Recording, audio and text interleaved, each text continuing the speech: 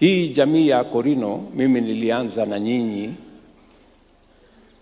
mulikuja kunitafuta, mimi nikawatafuta. Ni kweli ama si kweli? Tumetembea safari moja, si ni kweli? Katika safari yetu hatujaulizana wewe ni wa kabila gani, wewe ni kutoka jamii gani. Tumeungana hapa kwa sababu ndio mapenzi ya Mungu tufanye kazi pamoja, si ni kweli? Na hivyo ndivyo itakavyokuwa. Wale watu wana dream ama wanaota ya kwamba watatugawanya. Kwanza mimi watanigawanya na marafiki ambao nimejenga urafiki na wao kwa muda mrefu, niwapatie habari mapema, hawatafaulu na watapotea. They will not succeed. Tunaelewana jameni? Na wawache kiburi mingi, na wawache madharau, na wawache matusi.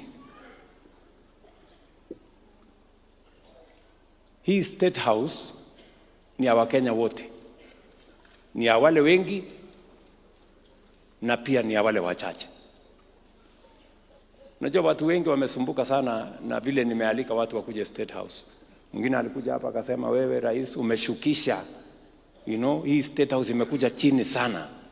Watu wale reja wanakuja hapa. Hapa inatakana marais, balozi, sijui na nani, wadosi, wale watu wana pesa. Lakini nimewaeleza sio ya kwamba nimeshukisha State House kuja chini. Hapana, nimeinua wananchi wakakuja juu ndio wafike hapa State House. Ama namna gani jameni? Si ndio? Yes. Na watakuja kuzoea. Wacha wapige kelele kidogo, kwa sababu hawajazoea. Watazoea kwamba hii State House ni ya Wakenya wote. Wale wako na nini watafika, wale hawana watafika, kwa sababu hii ni nyumba ya taifa letu la Kenya, na kila Mkenya akipata nafasi atembee hapa, asiulizwe maswali na mtu yeyote. Na kwanza wewe ambaye unauliza maneno ya State House, mimi ndio rais, ndio mwenye kutoa amri ya nani anakuja hapa na nani sikuja hapa.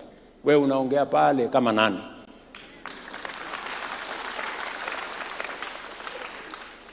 Sijui kama naelewana. Tuko pamoja? Hata mpaka unaulizana mambo ya chakula. Sasa wewe, chakula si yako, mwenye kupika si bibi yako, mwenye kualikana si wewe, mahali watu wameketi si kwako. Wewe unauliza State House nini? Mimi ndio kusema hapa ama namna gani? Si ndio? Kwa hivyo nyinyi karibuni sana State House. Karibuni kabisa.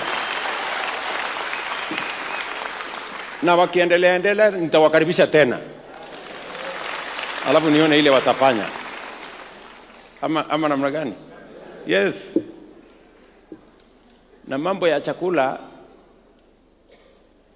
hata hamkupata chakula ya kutosha, ningechinja.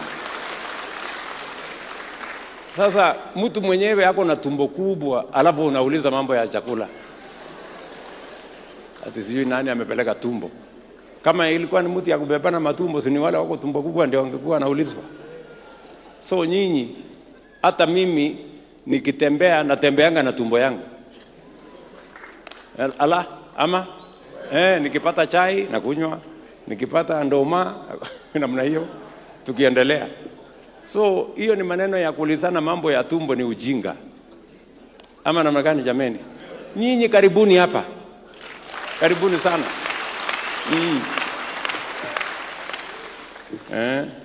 Na hata sio chakula peke yake, hata nitawapanga.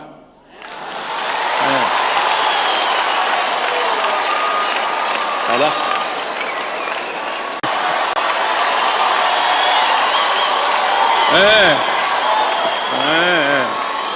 Namna hiyo.